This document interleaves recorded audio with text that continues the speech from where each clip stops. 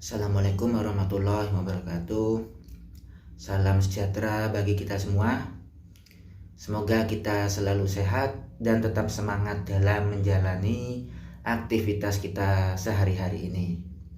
Oke, perkenalkan saya Adi Wildan Alamsyah, NIM 1702103020034 dari jurusan Pendidikan Sejarah Fakultas Keguruan dan Ilmu Pendidikan Universitas Jember. Nah, dalam kali ini pada waktu ini saya akan melakukan suatu klarifikasi mengenai pelayaran bangsa Eropa ke Nusantara. Kenapa? Karena di sini saya ingin melakukan suatu klarifikasi. Banyak peserta didik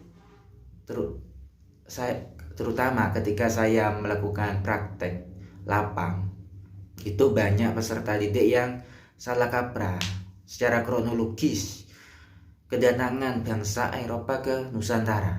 Ketika mereka ditanya, misalkan, anak-anak, siapa bangsa Eropa pertama kali yang tiba di Nusantara? Kebanyakan mereka menjawab Spanyol. Ya, karena memang di LKS itu urutannya itu Spanyol, Portugis, Belanda, Inggris.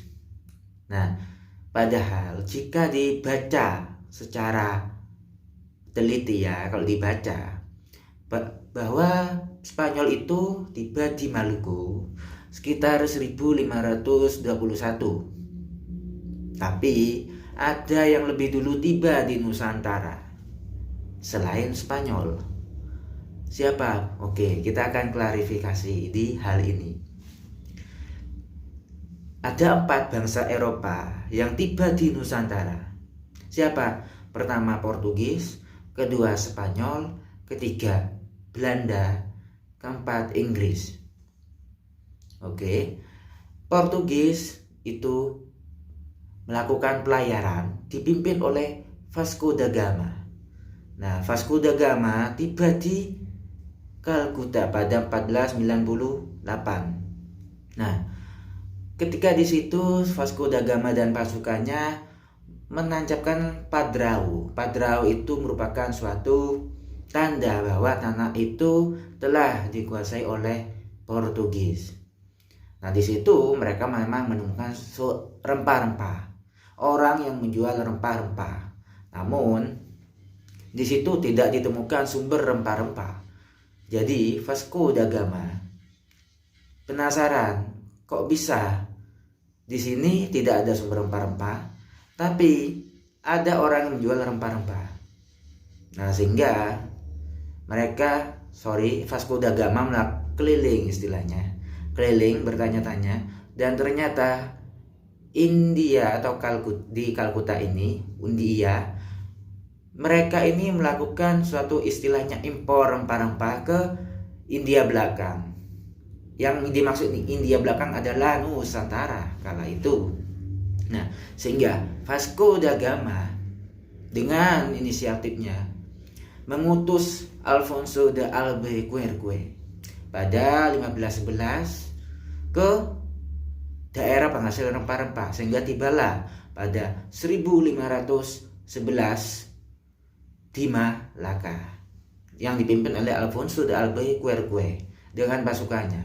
Nah, berdasarkan catatan Tom Paires yang berjudul Suma Oriental, bahwasanya pasukan Alfonso Albuquerque ini bisa menandingi atau mengalahkan pasukan Malaka itu pada 1513. Nah, sehingga dikuasailah Malaka kala itu.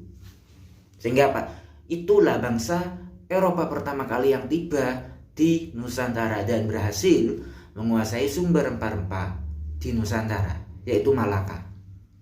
Lalu kedua, Spanyol. Spanyol itu dipimpin oleh Magellan. Dengan ditemani oleh asistennya yang bernama Sebastian Elcano. Nah, Spanyol melakukan perjalanan menuju ke negeri timur. Namun tidak langsung tiba di Nusantara, namun masih berhenti di Kepulauan Masava, di Filipina, yang kita sebut sekarang itu Filipina. Nah, ketika tiba di Masava, Magellan dan pasukannya terlibat peperangan dengan suku setempat. Siapa? Suku Mactan. Nah, Magellan tewas ketika berperang melawan suku setempat, yaitu suku Mactan. Sehingga Sebastian Elcano dengan sisa pasukannya melakukan perlarian diri hingga tiba di Maluku pada 1521. Oke, Spanyol sudah, Portugis sudah. Lanjut ke Belanda. Belanda adalah bangsa ketiga, bangsa Eropa ketiga yang tiba di Nusantara.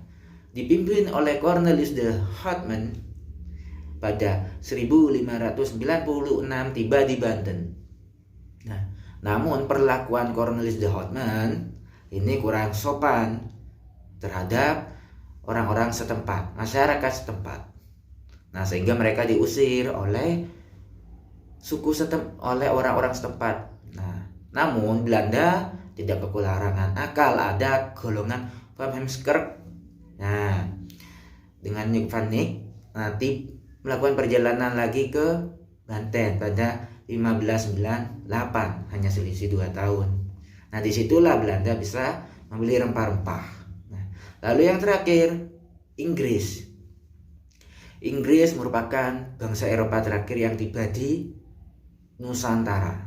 Jika Anda membaca bukunya Hembing Wijayakusuma yang berjudul Tragedi Aceh, ya, 1740, itu dijelaskan bahwa pasukan Inggris pertama kali itu dipimpin oleh William Kelling pada 1600 tiba di Nusantara itu.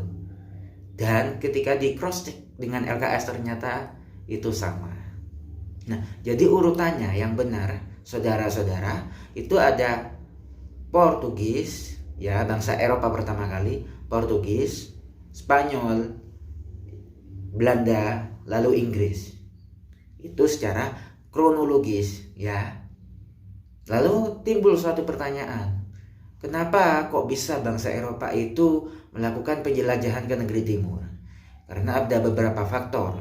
Faktor pertama, karena runtuhnya kota Konstantinopel pada 1453 oleh pasukan Muslim, sehingga orang-orang Nasrani itu tidak bisa melakukan transaksi jual beli atau bahkan dipersulit berdagang di Konstantinopel oleh orang-orang Muslim.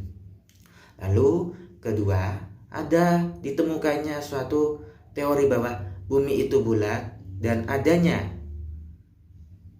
penemuan kompas sehingga mempermudah bangsa Eropa untuk melakukan suatu penjelajahan. Lalu ketiga, ada paham reconquista. Reconquista adalah suatu paham ingin melakukan suatu pembalasan terhadap kaum Muslim, namun terlebih dahulu membangun, merekonstruksi, dan mengumpulkan kekuatan. Melalui apa? Melalui kekayaan, kejayaan, dan gospel itu sendiri. Baik, kesimpulannya bahwa bangsa Eropa pertama kali yang tiba di Nusantara itu adalah Portugis, bukanlah Spanyol. Oke, saudara-saudara, itu yang bisa saya berikan ilmu pada hari ini. Semoga bermanfaat. Saya bila ada salah kata mohon maaf. Assalamualaikum warahmatullahi wabarakatuh.